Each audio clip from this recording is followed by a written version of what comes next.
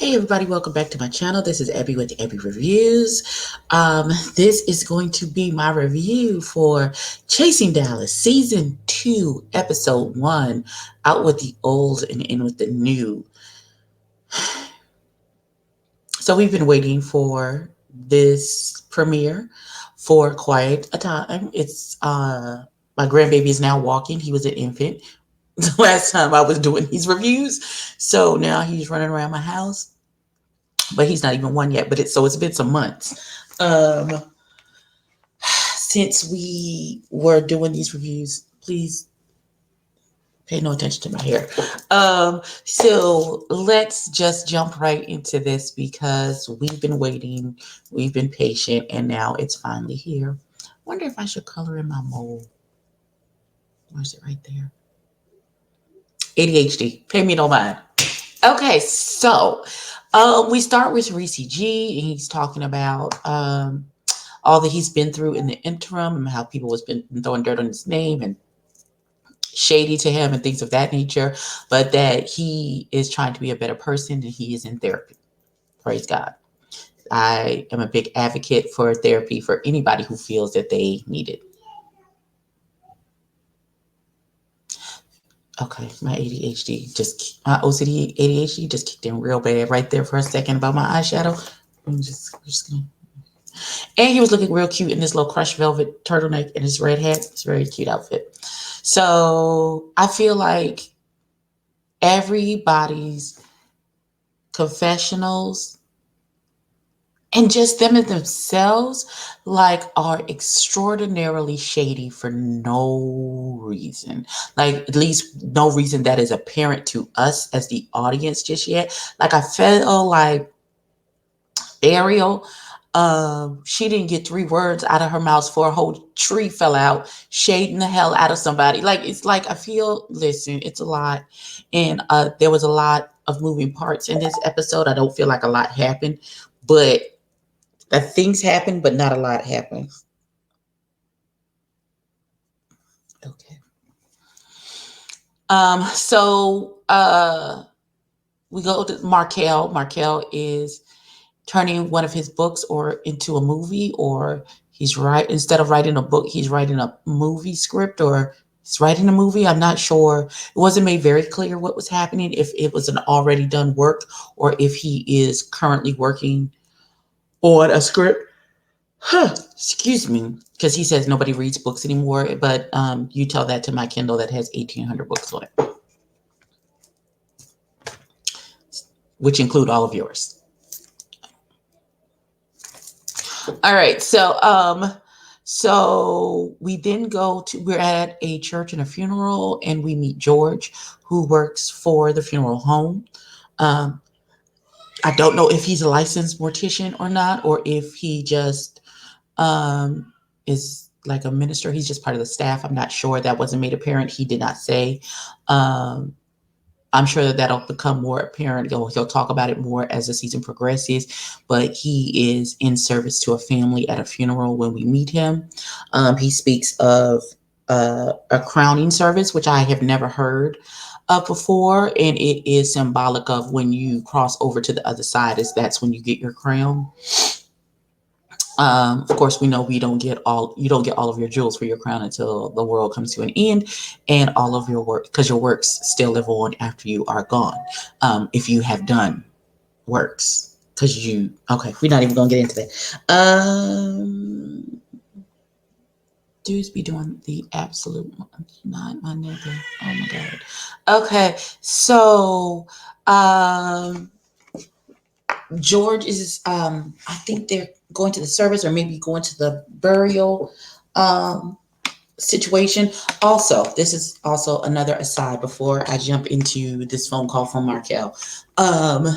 We as a people, I know we are not a monolith and we are not all the same, but this goes for any and everybody, regardless of skin color, type, creed, race, sexual orientation. It does not matter. I know it is not a pleasant thing to think about. I know we don't want to deal normally with our mortality. However, funerals are expensive. and can become a burden on the people that you leave behind. Please, sir, please, ma'am, I don't care if you have two nickels to rub together and that is all you have. Plan for what should happen to you once you have gone on and you are no longer here. Have a will, have life insurance. A funeral is very expensive. I would like to be cremated just because, not that it's going to matter to me once I'm gone, but I just don't want to be put in a box and put in the ground. I just don't. I just don't. Don't do that to me. Cremate me. Please and thank you. Um, my grandmother had very specific instructions. Her funeral, we just used like $1,200, which we very quickly came together as a family and did what we needed to do to make sure that my grandmother's stuff was done. But I have seen two. Let me speak for me. When my son passed away at the age of 2, I did not have life insurance on him. Because he was 2. And that's just not, something that you think about with your infant child. However, I would encourage every parent to have some form of life insurance policy on your children.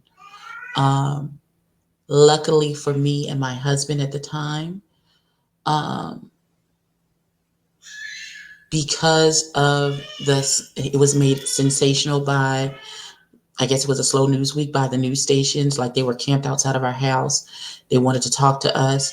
A news story was done about the death of my son, and it was made aware to the public that we did not have life insurance on him, and we weren't sure how we were going to be able to pay for his burial services. When and I and my husband weren't even the ones who were interviewed, because at the time that was just something that we weren't emotionally able to do.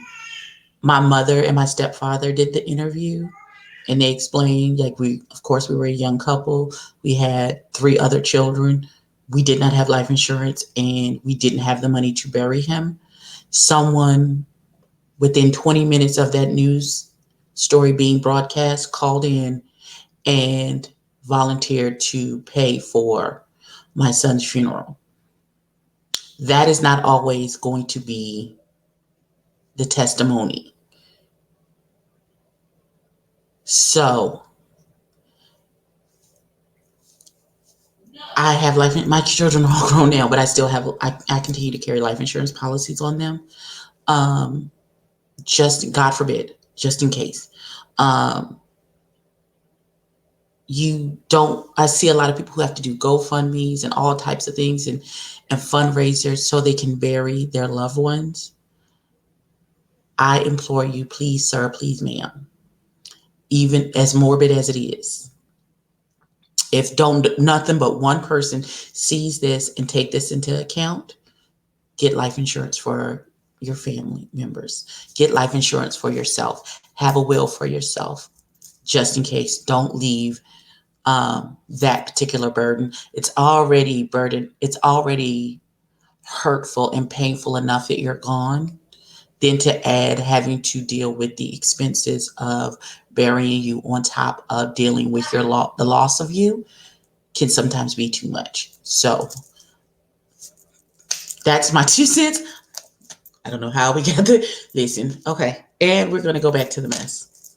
My bad. I didn't mean to take it just that far, but I'm just saying, from my heart to yours, get a will, have some life insurance. These things are very expensive. They're everyday life things. And if you know better, you do better. Point blank, period, at the end. And you only get one chance. You're only going to die once. So it's not like you can do it over again. So George is in service to this family at a funeral. He gets a phone call from Markel inviting him to this event. And George immediately throws shade, like, what the hell is happening? What event are you talking about? Excuse me, I'm trying to make sure my boobs are staying in this little flimsy bra. So the shade is so thick. It is so thick. So thick. This I think it's gonna be like you.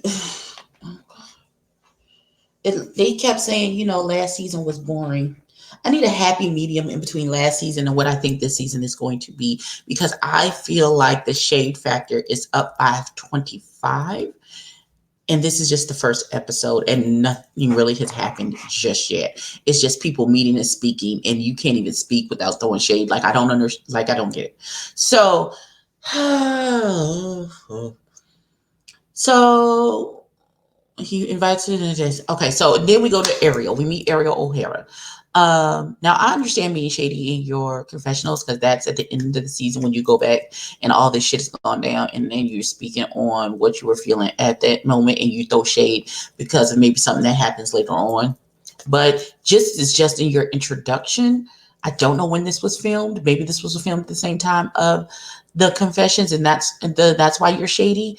But it's like I feel like you can't even say, hi, my name is Ariel and I do such and so without shading someone else. Like, I don't understand. I don't get it. It doesn't make any sense to me. And it doesn't reflect well on you as a person. That you can't even give an introduction about yourself without throwing shade on someone else. Now, I am not the biggest, well, I'm kind of big in stature. I am not the biggest and best reviewer on these YouTube streets. However, I've never had to shade anyone for my own light to shine. If you like me, you like me. If you don't, then that's fine too. Then you just don't watch me. It's just as simple as that. Just like I like certain reviewers, some reviewers I don't watch. It's as simple as that. Whatever is your cup of tea is your cup of tea. Your tribe will eventually find you if you are meant to be found. Point blank, period. The end.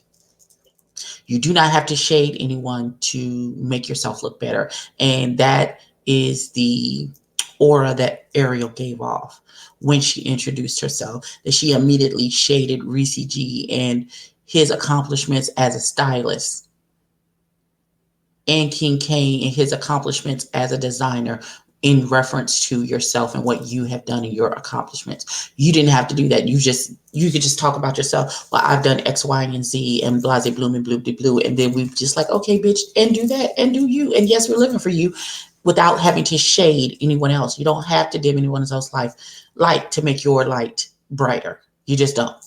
Um, they're probably gonna read the dust balls off my eyebrows, but yeah, well. So Ariel and King Beautiful are having a conversation about, have you met this one? Have you met that one? What are you doing?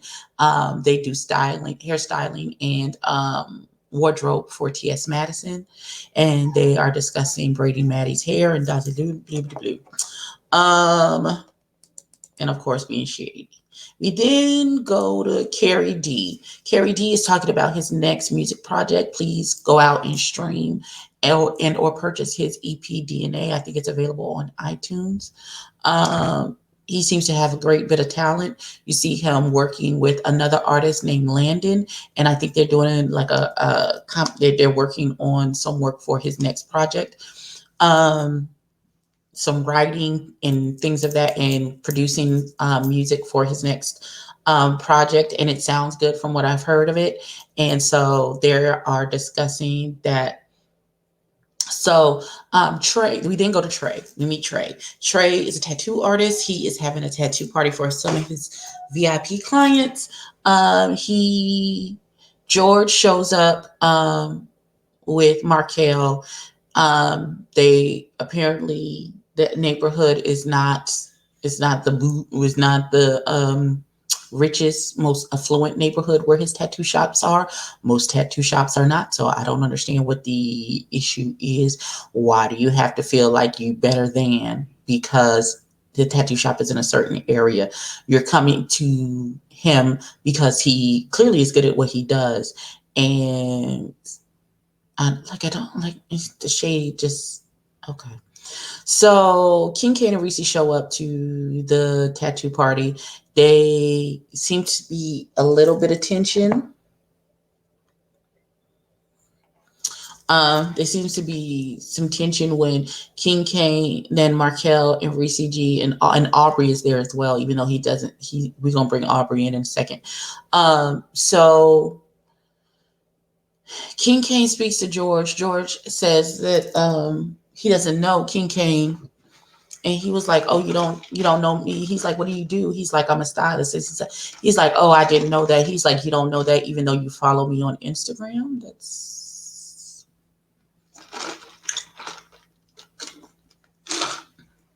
sistering, baby, baby boy.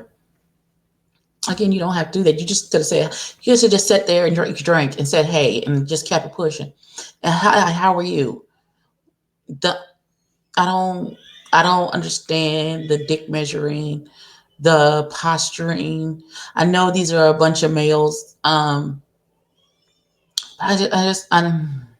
okay. All right. So Barkel says he's going to get a piercing in his nose. There seems to be visible tension between Reese and Aubrey, and that comes up later. Um, Now, when King Kane called George Pastor Greenleaf, when I tell y'all I hollered like an idiot, because that was funny to me. To me. Now I know I can be shady if I need to be, but that that took that took your sister. It took me down. So Markel then goes in the back to with Trey and and Aubrey to get his nose pierced. They George immediately has an issue with Trey. I think they knew each other or flirted, fucked maybe. I don't know. Once upon a time, there seems to be something weird happening between them two. But we don't get too deep into that. Something about they man and they met at a club and they were flirting and I don't know. It wasn't made clear. Hopefully, it will be because y'all storytelling skills don't really be through lines don't really be the best, and we be missing information. Hopefully, they clear this up. Then there is kind of a confrontation between Aubrey and Reese G. That is not made clear. Aubrey made some kind of accusation. I'm not exactly sure what, and they get into it, and then like I thought they was gonna fight for real because Reese G took that jacket off and he looked like Sharkeisha. No, um, but he was like, we just gonna agree to disagree and we just gonna go each other's way. We just don't have to, I see you, but I just don't have to fuck with you no more. And they shook hands and that was the end of it. But I don't think that's the end of it. I think that's going to rear its head again. We then saw some scenes from the rest of that was the end of the episode. And we see some scenes from the season where it is just conflict, conflict, conflict, conflict, and more conflict. So this season promises to be a roller coaster of a ride. I am here for all of the mess and all of the shenanigans. I just I feel I feel like this season is going to be 10 times the shade factor of the first season. I feel like they heard that the criticism, oh y'all boring, and now they're going to ratchet up the shade and foolishness and shenanigans to a point to where it becomes a character and it becomes just not another one of those YouTube web series, and it's not really about them chasing their dreams. It's just about the conflict, the Real Housewives of Atlanta of itness of it all kind of situation. And hopefully that is not, we see has pulled nuggets in episodes like this last season when they had the conversation about homelessness and gay teens and being put out your house and your coming out stories and things of that nature. Hopefully we have some of those moments sprinkled in of this season as well. So I think it's every Thursday night at 8 o'clock. Then a new episode will be dropping. I will put a card up here, up here, where you can click on it to go to this particular episode so you can watch it. Please subscribe to my other channel, Tatted and Fluffy, where there is a tutorial for this particular eye look, which is now growing on me. Please like, comment, and subscribe, and I will catch you in the next one. Peace.